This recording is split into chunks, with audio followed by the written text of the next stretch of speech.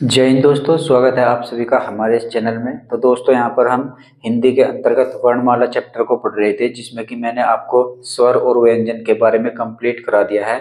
आज की इस वीडियो में हम यहाँ पर हिंदी वर्णमाला को कंप्लीट कर लेंगे और इस वीडियो में हम जानेंगे कि शब्दकोश के अनुसार वर्णमाला कैसे लिखी जाती है, कौन सा वर्ण सबसे पहले आता है और कौन सा वर्ण सबसे बाद में आता है।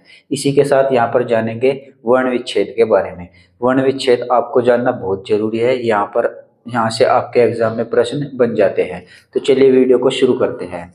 तो देखिए, आपने जो वर्णमाला पढ़ी है अब तक, वो जिस हिसाब से पढ़ी है वो तो ठीक है, लेकिन यहाँ पर शब्दकोश के अनुसार वर्णमाला भी आपको पढ़ना बहुत ही जरूरी हो जाता है। इससे हमको ये पता लगता है कि वर्णमाला में कौन सा वर्ण सबसे पहले आता है और कौन सा वर्ण सबसे बाद में आता है। जैसे कि यहाँ पर हमने इसको यहाँ पर ऑलरेडी यहाँ पर लिख कर रख लिया है, जिससे कि आपका समय ज्यादा व्यर्थ न हो।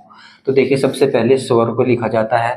आपकी वर्णमाला में भी सबसे पहले स्वर ही लिखे जाते हैं, लेकिन शब्दकोश के अनुसार भी सबसे पहले स्वर ही लिखे जाते हैं। और देखिए, यहाँ पर सबसे पहले जो शब्दकोश के अनुसार वर्णमाला में आएगा वो आएगा आपका अनुस्वार। ठीक है, ये देखिए, इसको अनुस्वार बोलते हैं ना। ये देखिए, इसके ऊपर जो ऊपर बिंदी है, इसके अंक की बिंदी, इसको यहाँ पर अनुस्वार बोलते हैं। तो वर्णमाला में जो सबसे पहला वर्ण आएगा वो अनुस्वार आएगा। उसके बाद यहाँ पर अनुनासिक आएगा। ठीक है, अनुनासिक के बाद यहाँ पर विसर्ग आएगा और विसर्ग के बाद आपके सारे के सारे स्वर आएंगे जो आपके वर्णमाला में होते हैं, जैसे कि ए, आ, ई, बड़ी ई, छोटा ऊ, बड़ा ऊ, री, ए, ऐ, ओ, औ।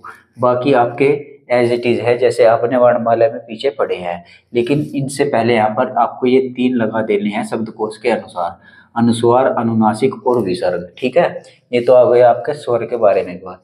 उसके बाद है यहाँ पर व्यंजन। व्यंजन के बाद यहाँ पर देखिए, सबसे पहले क वर्ण आता है और क के बाद यहाँ पर देखिए सीधा अक्षय आता है। आपने एग्जाम में या मॉक टेस्ट में एक प्रश्न देखा होगा कि अक्षय का स्थान किस वर्ण के बाद आता है, और आप वहां पर पाते होंगे कि अक्षय का स्थान क वर्ण के बाद आता है। यहाँ पर देख लीजिए, क वर्ण के बाद ही आया है। अब ये क वर्ण के बाद क्यों आता है, इसका थोड़ा सा यहाँ पर लॉजिक समझ लीजिए। वैसे तो ये आपको वर्ण विच्छेद के अंतर्गत ही बहुत बेहतरीन तरीके से क्लियर होगा, लेकिन यहाँ पर समझ लीजिए। अब देखिए, जो अक्षय का निर्माण हुआ है वो कैसे हुआ है।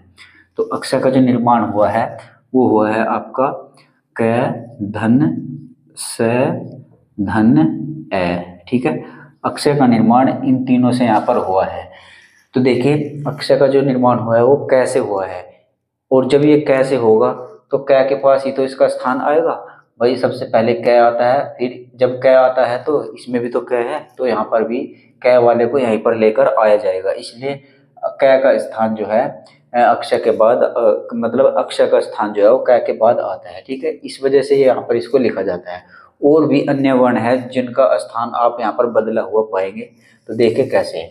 देखिए, यहाँ पर कै आया, कै से बाद अक्षय आएगा, अक्षय से बाद यहाँ पर ख, ग, घ, अंग, उसके बाद च, छ, जय, और ये हो गया आपका अज्ञ, जिसको अज्ञ से ज्ञानी बोलते हैं। बेसिकली इसको अगर शब्द के रूप में बोलना चाहेंगे तो इसको ज्ञानी बोलते हैं। ठीक है, ज्ञानी। ठीक है, तो ज्ञानी, यहाँ पर देखिए, ज्ञानी का वर्ण विच्छेद कर कर देखेंगे तो पता लगेगा कि ज्ञानी यहाँ पर जय के बाद ही क्यों आया है। तो देखिए, इसका भी देखिए वर्ण विच्छेद कीजिए तो ये बना है आपका बेसिकली जय, धन, य, धन, ए। ये इनसे मिलकर बना है यहाँ पर ज्ञानी। ठीक है, देखिए, जब ज्ञानी जय और य से मिलकर बना है और सबसे पहले क्या आया है इसमें जय, तो जय के तुरंत बाद ही इसको यहाँ पर हमको लिखना पड़ जाता है। ठीक है, इसलिए इसका स्थान भी यहाँ पर जय के बाद आता है। जैसे आपके एग्जाम में प्रश्न पूछा जाता है ना कि अक्षय का स्थान किस वर्ण के बाद आता है, ऐसे ही आपसे पूछ सकता है कि ज्ञानी यानी कि ज्ञानी, ये जो ज्ञानी वाला ज्ञ होता है उसका स्थान आपका किस वर्ण के बाद आता है, तो आपको जय के बाद उसका जवाब देना पड़ेगा। ठीक है, इसी तरीके से पूछ सकता है। हालांकि ऐसा प्रश्न अभी तक बना नहीं है, सिर्फ अक्षय के ऊपर ही बना है। लेकिन जब अक्षय के ऊपर बना है तो आगे क्या पता और इसके ऊपर बन जाए। ठीक है, और भी अन्य वर्ण है उनके ऊपर बन जाए, तो इसलिए हमको पहले से ही प्रिपेयर होकर रहना पड़ेगा। ठीक है, अब उसके बाद देखिए, यहाँ पर झ नहीं है, फिर ट, ठ, ड, और अब यहाँ पर देखिए ये उच्छिप्त ड है। ठीक है, ये तो होगा आपका ड, ये हो गया उच्छिप्त अड, जिसके नीचे यहाँ पर बिंदी लगे थे उसको उच्छिप्त अड बोला जाता है। ये मैं आपको पिछले वीडियो में कई बार क्लियर करा चुका हूँ।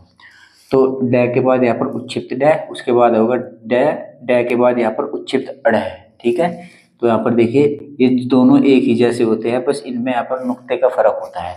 और सबसे पहले तो जो हम वर्णमाला में लिखते हैं वो आएगा, उसके बाद उच्चिप्त आएगा। यहाँ पर भी देखिए वर्णमाला में ये आता है ना ट, इसके बाद उच्चिप्त अड़ आएगा, फिर उसके बाद ये अण आएगा। ठीक है, उसके बाद यहाँ पर तय, तय के बाद यहाँ पर देखिए तरय आता है। तय के बाद जो स्थान आता है वो तरय का आता है। तरय का क्यों आता है, इसका विवरण में छेद करके देखिए। तरय जो है ये कैसे बनता है, तय धन रे धन ए। ठीक है, तो ये आपका तरय बन जाता है। ठीक है, अब देखिए तरय में भी यहाँ पर तय आया है, और जब इसकी शुरुआत तय से हुई है तो भाई यहाँ पर तय के पास ही तो ले जाना पड़ेगा। अब कुछ लोगों के दिमाग में आ रहा होगा कि भाई तरय तो चल ठीक है, हमने मान लिया यहाँ पर आ गया, लेकिन ये तय के बाद ही क्यों आता है, इससे पहले भी तो आ सकता है। ये डाउट हो रहा होगा, या फिर इनमें भी डाउट हुआ होगा कि ये अज्ञा है, ये इसके जय के बाद ही क्यों आता है, इसके पहले भी तो आ सकता है। ठीक है, ऐसा भी होगा ना। ऐसे ही अक्षय का भी डाउट होना चाहिए कि ये कै के बाद ही क्यों आता है, जब कैसे ही तो ये शुरू हो रहा है और कैसे ये शुरू हो रहा है, तो ये इससे पहले भी तो आ सकता है। ठीक है, ये डाउट हुआ होगा, अगर डाउट हुआ है तो बहुत अच्छी बात है, इसको क्लियर करिए।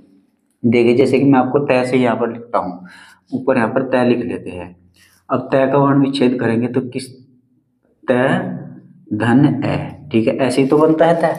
मैंने आपको बताया था प्रत्येक वर्ण जो है वो स्वर की सहायता से बोला जाता है, तो इसको देखिए इसका स्वर हमने यहाँ पर अलग कर लिया। तो अब देखिए ये तय और ये ए, अब यहाँ पर देखिए दोनों में यहाँ पर तय रे है। अब सबसे पहले तय आता है, ठीक है, इसमें भी तय है, इसमें भी तय है। ठीक है, अब इन दोनों में देखेंगे कौन सा पहले आएगा, इन दोनों में कंपेयर कर रहे हैं हम, इसमें भी और इसमें भी। तो तय आता है, ठीक है, यहाँ से तो हमको क्लियर नहीं होगा कि पहले क्या आएगा, क्योंकि दोनों में तय है, कोई दिक्कत नहीं। उसके बाद यहाँ पर देखिए ए है और यहाँ पर रे है, तो पहले ए आता है कि रे आता है, तो पहले ए आता है। देखिए वर्णमाला में सबसे पहले ए ही तो आता है, रे तो बहुत जाकर बाद में आएगा। ठीक है, इसलिए तय को यहाँ पर पहले लिखा जाता है। इससे यहाँ पर क्लियर होगा कि पहले आपका तय आएगा, उसके बाद तरय आएगा। ठीक है, अभी क्लियर नहीं होगा तो मैं एक और उदाहरण यहाँ पर लेता हूँ, आपके क्लियर हो जाएगा। जैसे कि मैं यही उदाहरण लेता हूँ अक्षय वाला। तो देखिए ये तो होगा आपका कै, कै का वर्ण विच्छेद करेंगे, कै हलंत वाला धन ए। ठीक है, बेसिकली इसको आधा कै भी बोलते हैं। और यहाँ पर ये हो गया आपका अक्षय, अक्षय का वर्ण विच्छेद करेंगे, कै हलंत षटकोण वाला स हलंत, ये आपका ए हो गया। ठीक है, अब इन दोनों में हम यहाँ पर कंपेयर करेंगे कि पहले कै आएगा कि अक्षय आएगा। कैसे करेंगे, तो देखिए सबसे पहले यहाँ पर देखिए कै, इसमें भी कै है और इसमें भी कै है, कॉमन है, तो इनसे तो हमको क्लियर नहीं हो पाया कि पहले कौन सा आएगा। ठीक है, इससे अगले पे चलिए। आगे यहाँ पर क्या है ए, और यहाँ पर क्या है स। तो यहाँ पर देखिए पहले ए आता है कि स आता है, ये षटकोण वाला स आता है कि ए आता है। वर्णमाला में देखिए ना, अब इसको वर्णमाला में पहले ए आएगा कि षटकोण वाला स आएगा। आप बोलेंगे कि वर्णमाला में सबसे पहले ए आएगा, और जब सबसे पहले ए आएगा, इन दोनों में कंपेयर करने से हमको ये मालूम हो गया कि पहले तो स्थान इसका ही आएगा, उसके बाद यहाँ पर अक्षय का आएगा। तो उम्मीद है आप ये समझ गए होंगे कि ये कै के बाद ही क्यों आता है, ये जय के बाद ही क्यों आता है, और ये तरह जो है ये तय के बाद ही क्यों आता है। ठीक है, बेसिकली इनके ऊपर मैं आपको प्रश्न भी दूंगा, और आपके एग्जाम में भी पूछे जाते हैं, यूपी SSS जैसे एग्जामों में आपसे पूछे जाते हैं प्रश्न, तो मैं यहाँ पर करवाऊंगा भी, पहले आप इसको समझ लीजिए। तो ये बात आपकी क्लियर हो गई कि ये बाद में ही क्यों आता है। तो उसके बाद यहाँ पर देखिए थ द ध न प फ ब भ मैं, यह रह ल व, और यहाँ पर देखिए श, एक चेंजेस यहाँ पर हुआ है, ये श्रेय वाला। मैं इनको यहाँ पर अंडरलाइन भी कर देता हूँ, जो जो यहाँ पर बदलाव हुए हैं उनको यहाँ पर मैं ऐसे सर्कल उसके स्क्वायर में फिट कर देता हूँ। ठीक है, वर्ग में यहाँ पर हमने इनको बंद कर लिया। इसको भी यहाँ पर देख लीजिए, जो वर्णमाला में अलग से जुड़े हैं। ठीक है, तो अब यहाँ पर देखिए सरह, सरह का भी यहाँ पर वर्ण विच्छेद कर कर देखिए आप, आपको मालूम होगा, ये होगा आपका सरह। अब देखिए स हलंत वाला, फिर यहाँ पर रह के नीचे हलंत लगाएंगे, फिर यहाँ पर ए, इसका वर्ण विच्छेद ऐसे हुआ है। अब यहाँ पर देखिए स है ये, और जब ये स यहाँ पर आया है तो ये स के बाद ही आएगा, क्योंकि भाई इससे पहले तो यहाँ पर स आ जाएगा, क्योंकि स में ऐ स्वर छुपा हुआ है, और यहाँ पर स के बाद तुरंत र आ जाता है, इसलिए स के बाद आता है। ठीक है, तो स के बाद सर आएगा, और ये षटकोण वाला स, फिर छोटा सा, और फिर ये है। अब यहाँ पर देखिए आपका शब्दकोश के अनुसार वर्णमाला का क्रम दिया हुआ है। अब इसमें यहाँ पर एक प्रश्न ये भी बन जाता है कि शब्दकोश के अनुसार वर्णमाला का अंतिम वर्ण कौन सा है। तो सबसे अंतिम में यहाँ पर आपका क्या आया है, सबसे अंतिम में आपका है आया है। तो शब्दकोश के अनुसार वर्णमाला का जो अंतिम वर्ण होगा वो है हो जाएगा। ठीक है, ये आपको ध्यान रखना है। मैंने यहाँ पर कुछ की पॉइंट्स इसके बारे में लिख भी दिए हैं, तो यहाँ पर देख लीजिए। शब्दकोश के अनुसार हिंदी वर्णमाला का अंतिम वर्ण कौन सा है। तो अभी मैंने आपको बताया कि शब्दकोश के अनुसार हिंदी वर्णमाला का जो अंतिम वर्ण है वो है। आप इसको अपनी कॉपी में नोट कर सकते हैं। हालांकि मैं आपको नोट्स दूंगा, मैं हर वीडियो में आपको बताता हूं कि आपको इनके हैंड रिटिन नोट्स बहुत ही क्लीन एचडी में आपको मिल जाएंगे। आपको वीडियो के डिस्क्रिप्शन में टेलीग्राम का एक लिंक मिलेगा एग्जाम विद जी के, उसमें से आपको इन नोट्स को डाउनलोड कर लेना है। ठीक है, तो यहाँ पर ये हो गया हिंदी वर्णमाला का अंतिम वर्ण है हो जाएगा।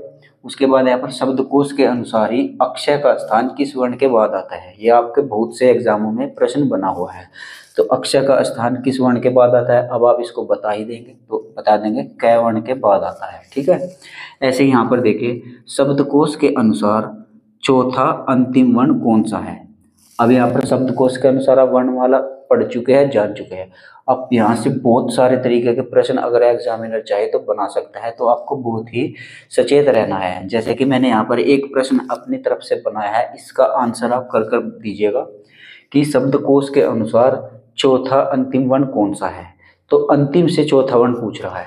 सबसे अंतिम वर्ण तो आपका है हो जाएगा, उसके बाद दूसरा अंतिम स हो जाएगा, तीसरा अंतिम षटकोण वाला स हो जाएगा, और चौथा अंतिम आपका श्रय हो जाएगा। और यहाँ पर चौथा अंतिम वर्ण पूछा है अंतिम से, तो यहाँ पर हम इसको श्रय कर देंगे। ठीक है, तो ये इस प्रश्न का हमारा सही जवाब हो जाएगा। अब एग्जामिनर यहाँ से कुछ भी प्रश्न बना सकता है। जैसे कि यहाँ पर मैं एक प्रश्न आपको दूं कि हिंदी वर्णमाला में शब्दकोश के अनुसार ज्ञ का स्थान किस वर्ण के बाद आता है। तो ज्ञ का स्थान यहाँ पर जय वर्ण के बाद आता है। ठीक है, ऐसे बना सकता है, कुछ भी तरीके से यहाँ पर बना सकता है।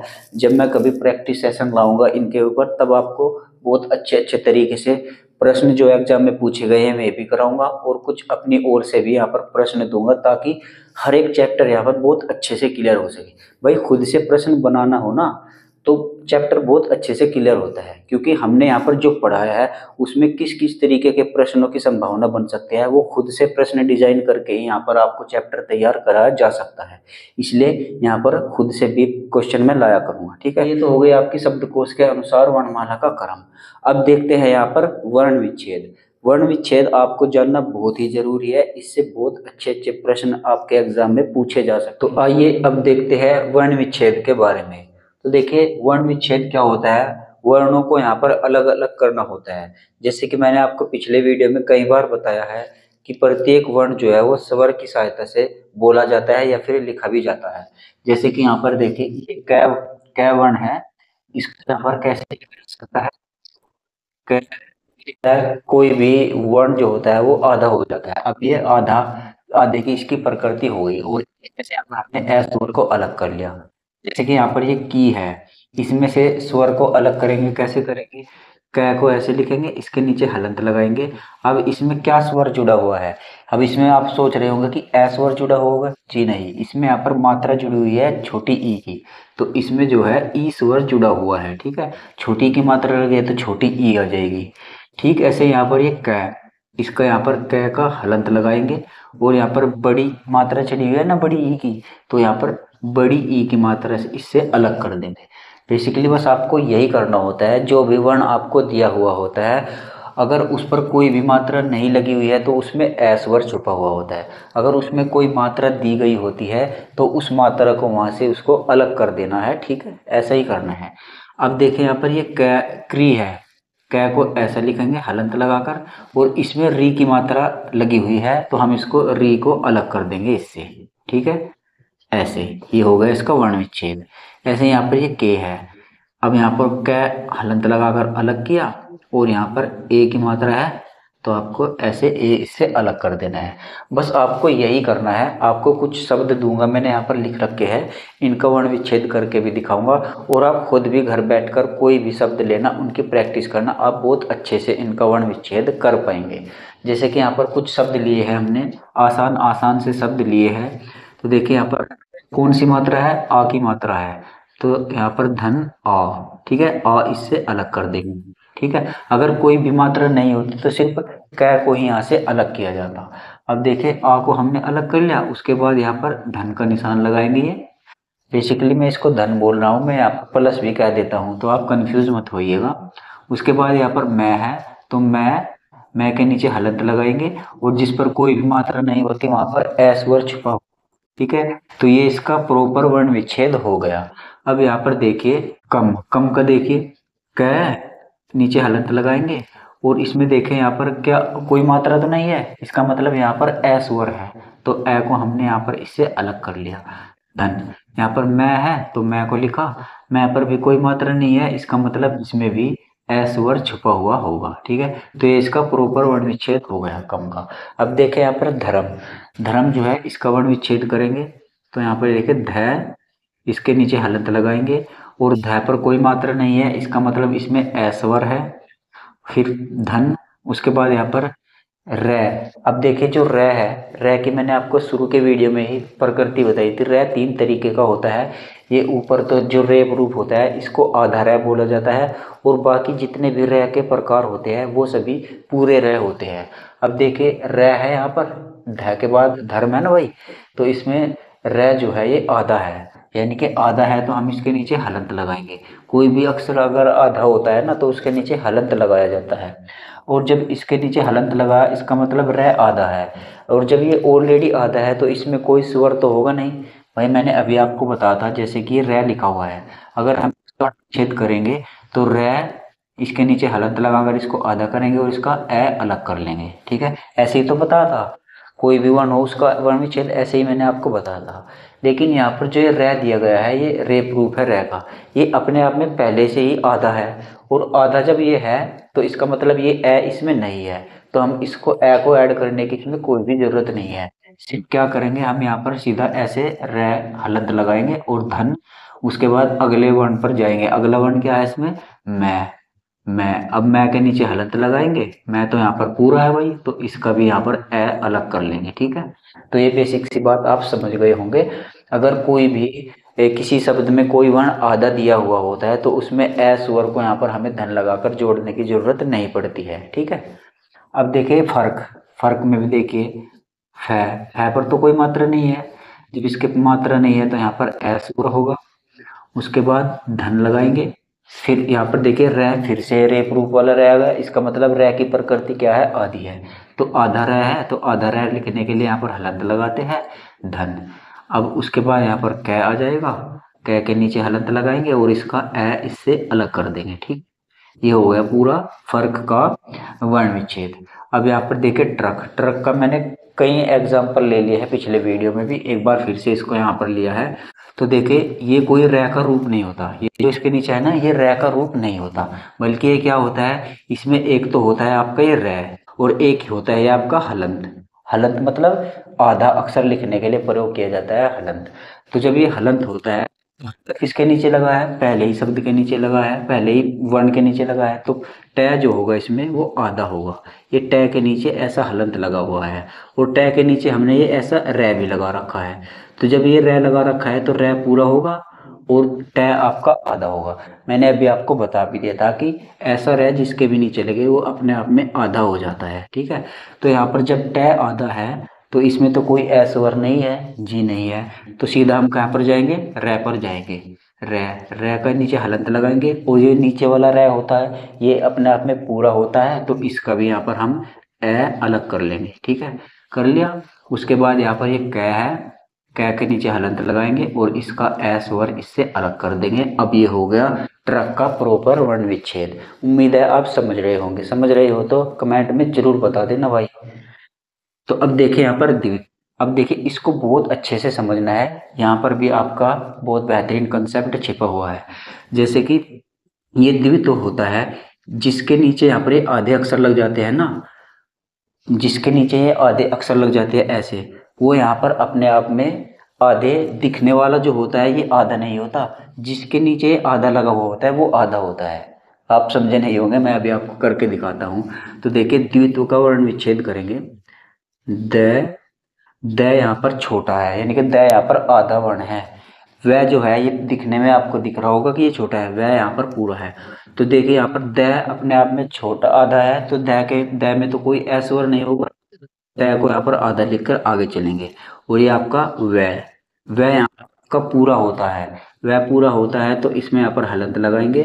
और ये जो मात्रा होती है ये वह पर ही मात्रा है, तो इसमें कौन सी मात्रा है, छोटी ई की मात्रा है, ठीक है।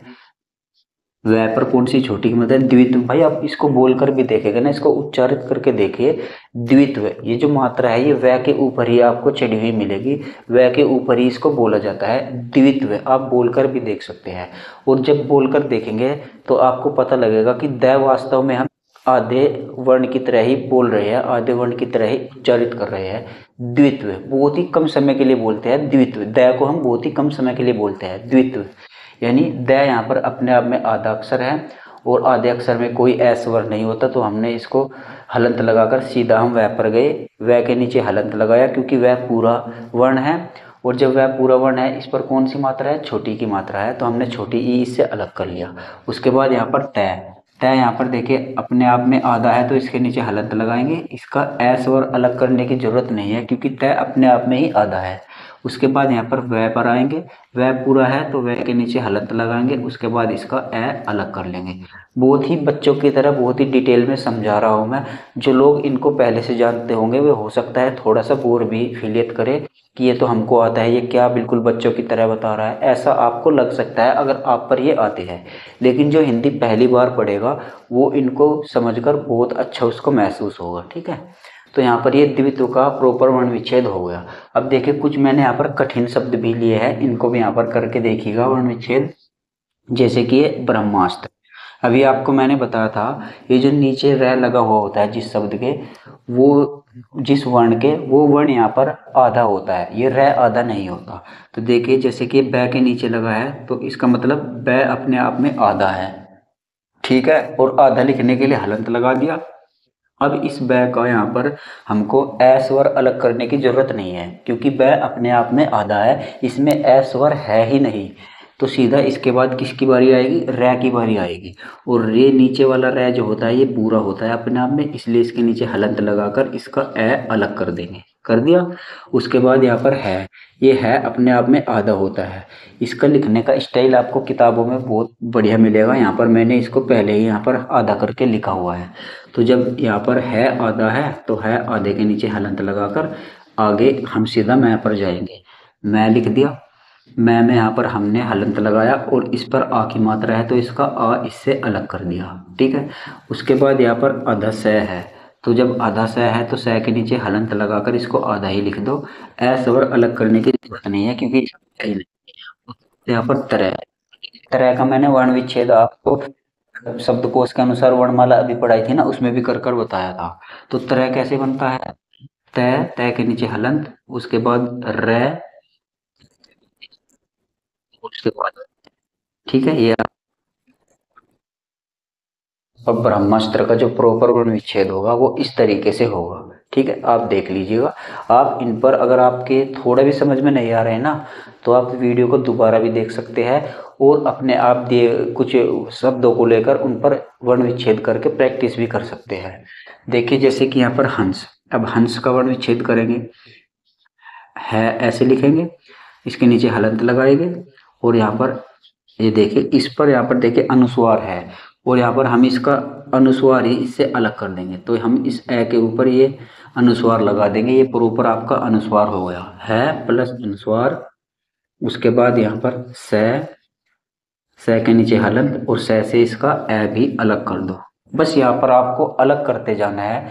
अगर कोई मात्रा दी गई है तो मात्रा को अलग करना है, और कोई मात्रा नहीं दी गई है तो उसमें से उसको ए को अलग करना है। और अगर आधा अक्षर दिया गया है तो उसमें से कुछ अलग करने की जरूरत ही नहीं, उसमें तो सीधा आपको हलंत लगा देना है क्योंकि वो अपने आप में आता है।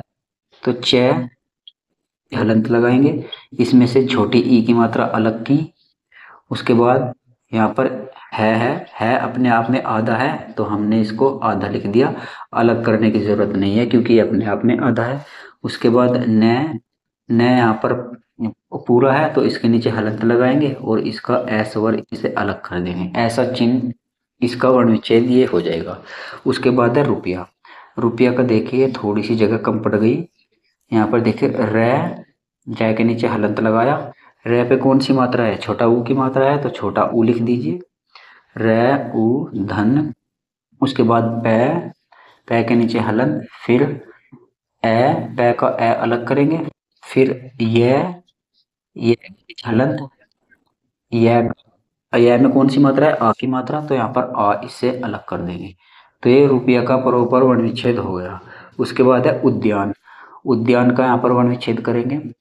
उ, भाई उद्यान का वर्ण विच्छेद करेंगे तो इसमें से तो स्वर अलग करने की जरूरत नहीं पड़ेगी ना, क्योंकि भाई अपने आप में मात्रा है। ठीक है, तो सीधा उ लिखकर इसके बाद द पर आएंगे। अब द यहाँ पर देखिए आधा द होता है, द धन, ये पे नीचे हलंत लगाएंगे, फिर आ की मात्रा लगाएंगे, उदय ये आ, फिर न के नीचे हलंत, फिर इसका ए इससे अलग कर देंगे। ठीक है, तो ये उद्यान का यहाँ पर प्रॉपर वर्ण विच्छेद हो गया। ऐसे यहाँ पर विद्यार्थी का देख लीजिए, यहाँ पर वह के नीचे हलंत लगाएंगे। वह पर कौन सी मात्रा है, छोटी की मात्रा है, तो छोटी ई लिख देंगे। वह ई धन, यहाँ पर अधदय आता है। भाई इस तरीके का जो आपका ये विद्या लिखा मिलता है ना, विद्या में, विद्यार्थी में, उद्यान में, इसमें बेसिकली क्या होता है, द आपका आधा होता है, बाकी इसमें यह होता है पूरा। तो हमने यहाँ पर द इसका आधा लिख दिया, व ई द, फिर यहाँ पर यह के नीचे हलन, फिर यहाँ पर आ, भाई इसके नीचे आ की मात्रा है ना, तो हमने इसका आ लिख दिया। उसके बाद रे, अब देखिए रे जो है ऊपर रे प्रूफ वाला रह गया ना, तो यहाँ पर ये अपने आप में आधा होता है, तो हमने इसके नीचे यहाँ पर हलंत लगा दिया। ठीक है, लग गया हलंत। अब इसका एस और थ के नीचे हलंत लगाइए, और थ पर कौन सी मात्रा है, बड़ी ई की मात्रा है, तो बड़ी ई यहाँ पर लिख दीजिए। तो ये विद्यार्थी का प्रॉपर वर्ण हो गया। ऐसे यहाँ पर लक्ष्य का देख लीजिए, यहाँ पर देखिए ल के नीचे हलंत लगाएंगे और इसका ए स्वर इससे अलग करेंगे। तो जब ये आधा है तो हम कैसे लिखेंगे, क धन से धन ए लिखते थे ना हम, पूरा अक्षर होता था तो हम अक्षर को ऐसे लिखते थे ना। अब जब इसमें पूरा अक्षर नहीं है, इसका मतलब इसका जो ए स्वर है वो यहाँ से गायब है, तो हमें यहाँ पर ए लिखने की जरूरत नहीं है। भाई आधा अक्षर है ना, आधा अक्षर होता है, मतलब उसमें ए लिखने की जरूरत नहीं है। तो क्या हुआ, ल ए क श, फिर आपका आएगा ये के नीचे हलन, उसके बाद आएगा आपका आ। ये हो गया आपका लक्ष्य। लक्ष्य यहाँ पर देखिए हमने आ गलत लिख दिया है, यहाँ पर लक्ष्य नहीं था, लक्ष्य था, और जब लक्ष्य था तो यहाँ पर हमको ए की मात्रा लगानी है। ठीक है, ऐसे हो गया। तो उम्मीद है ये वर्ण विच्छेद आपकी समझ में आ गए होंगे। तो चलिए अब मैं यहाँ पर आपको कुछ प्रश्न देता हूँ, 2-4 प्रश्न, जिससे कि ये वर्ण विच्छेद आपके बहुत अच्छे से समझ में आ जाएगा। ठीक है, तो देखिए वर्ण विच्छेद से किस तरीके के प्रश्न आपके एग्जाम में बन सकते हैं, आइए ये देखते हैं। तो देखिए आपसे पूछ सकता है, जैसे कि यहाँ पर क्या ककड़ी और कंकड़ में शब्दकोश के अनुसार कौन सा शब्द पहले आएगा। यहाँ पर आपको कोई 3 या 4 शब्द दे देगा और उनमें पूछेगा कि हिंदी वर्णमाला में शब्दकोश के अनुसार कौन सा शब्द पहले आएगा। जैसे आपके रीजनिंग में ऐसे प्रश्न होते हैं ना कि इनमें से कौन सा शब्द पहले आएगा, कौन सा वर्ड पहले आएगा, ठीक ऐसे यहाँ पर भी पूछ सकता है। तो देखिए जैसे कि यहाँ पर क्या ककड़ी और कंकड़, इनमें से कौन सा शब्द शब्दकोश के अनुसार पहले आएगा, तो हमको इसका कैसे पता करना होगा, इनका वर्ण विच्छेद करके ही इसका हम पता लगा सकते हैं। वर्ण विच्छेद करना मैंने अभी आपको बता ही दिया है, और आपको शब्दकोश के अनुसार वर्णमाला भी बता दी है। तो आइए देखते हैं यहाँ पर इन तीनों शब्दों में से कौन सा शब्द शब्दकोश के अनुसार पहले आएगा। तो देखिए इसका वर्ण विच्छेद करेंगे, तो देखिए कै तो यहाँ पर अपने आप में आधा है, तो कै के नीचे हलंत लगाएंगे।